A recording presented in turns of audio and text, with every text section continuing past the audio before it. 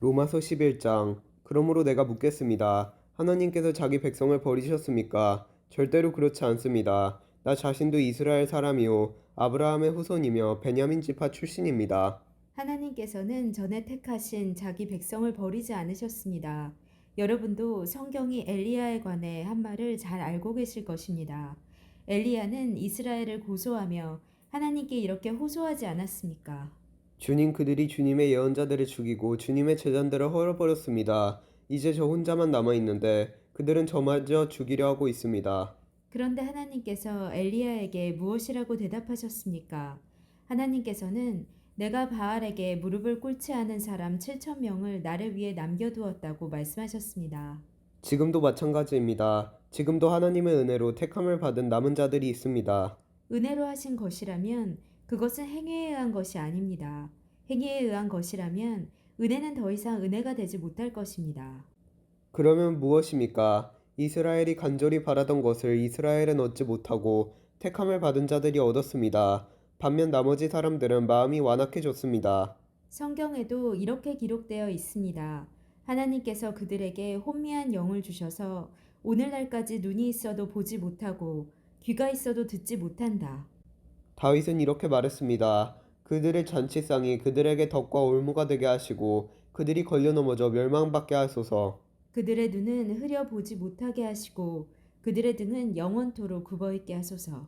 그러므로 내가 다시 묻습니다. 이스라엘이 걸려 넘어져 완전히 망하고 말았습니까? 결코 그렇지 않습니다. 오히려 그들의 죄 때문에 구원이 이방인들에게 이르게 되었고 이스라엘은 이방인들을 보고 시기하게 되었습니다. 이스라엘의 범죄가 세상에 풍성한 복을 가져다 주었고 이스라엘의 실패가 이방인들에게 풍성한 복을 가져다 주었다면 이스라엘 전체가 하나님 앞에 돌아올 때 그 풍성함은 얼마나 더하겠습니까? 이제 이방인 여러분들에게 말하겠습니다. 나는 이방인의 사도로서 내가 받은 직분에 대해 영광스럽게 생각하고 있습니다. 다만 바라는 것은 내 동족에게 시기심을 일으켜 그들 중에 몇 명만이라도 더 구원하고 싶은 것입니다.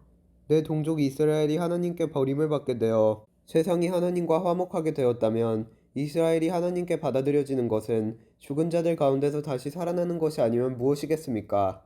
처음 떼내어 드린 반죽의 일부분이 거룩하면 반죽 전체가 거룩하고 나무 뿌리가 거룩하면 가지도 거룩한 법입니다. 참 올리브나무의 가지 중에서 얼마를 잘라낸 뒤 야생 올리브 나무가지인 여러분의 원가지에 접붙이면 접붙여진 가지는 참 올리브 나무로부터 올라오는 양분을 받게 됩니다. 그러니 여러분은 잘려나간 가지를 향해 자랑하지 마십시오. 자랑하더라도 명심할 것이 있습니다. 여러분이 뿌리를 지탱하는 것이 아니라 뿌리가 여러분을 지탱한다는 사실입니다. 여러분이 이렇게 말할 수도 있을 것입니다. 나를 접붙이기 위해 가지들이 잘려나갔다 라고 말입니다. 이것은 100번 지당한 말입니다. 그 가지들은 믿지 않았기 때문에 잘려나갔고 반대로 여러분은 믿었기 때문에 나무에 붙어 있습니다. 그러니 자만하지 말고 오히려 두려워하십시오. 하나님께서 원래 나무에 붙어 있던 가지들도 아끼지 않으셨다면 여러분도 아끼지 않으실 것입니다. 그러므로 하나님의 인자하심과 엄격하심을 깊이 생각하십시오. 넘어진 사람들에게는 하나님의 엄격하심을, 여러분에게는 하나님의 인자하심을 보이셨습니다. 여러분이 계속해서 하나님의 인자하심에 머물러 있으면 하나님께서도 인자함을 베푸실 것입니다.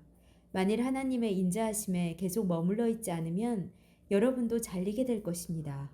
그리고 잘려나간 가지가 다시 믿게 되면 그들도 다시 접붙임을 받게 될 것입니다. 왜냐하면 하나님께는 그들을 다시 접붙이실 능력이 있기 때문입니다. 여러분은 본래 붙어 있던 야생 올리브 나무에서 잘려 여러분이 속한 종자와는 다른 좋은 올리브 나무에 접붙여진 가지입니다.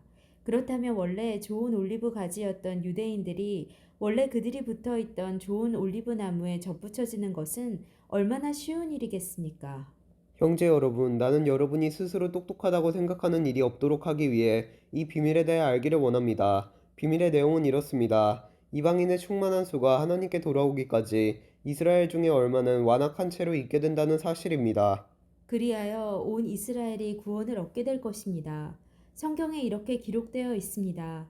구원자가 시온에서 나와 야곱의 자손에게서 경건하지 못한 것을 제거할 것이다. 그것은 내가 그들의 죄를 없앨 때 그들과 맺을 내 언약이다. 복음의 관점에서 볼 때 이스라엘은 여러분 때문에 하나님의 원수가 되었습니다.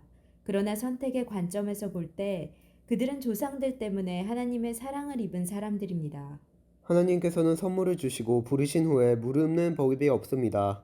전에 하나님께 불순종하던 여러분이 이제 이스라엘이 불순종한 것 때문에 자비를 얻게 되었듯이 현재 이스라엘이 불순종하는 것은 여러분에게 내린 하나님의 자비하심을 그들도 받기 위해서입니다. 하나님께서는 모든 사람들에게 자비를 베푸시기 위해 모든 사람을 불순종하는 데에 가두어 두셨습니다. 오, 하나님의 지혜와 지식의 부유함은 참으로 깊습니다. 하나님의 판단은 헤아릴 수 없으며 그분의 길은 아무도 찾을 수가 없습니다. 누가 주님의 마음을 알았으며 누가 그분의 의논 상대가 되었습니까? 누가 먼저 하나님께 무엇을 드려서 하나님의 담례를 받는단 말입니까? 이는 모든 것이 하나님께로부터 나왔고 하나님의 보살핌으로 보존되며 하나님의 영광을 위해 존재하기 때문입니다. 하나님께 영광이 영원토록 있기를 원합니다. 아멘.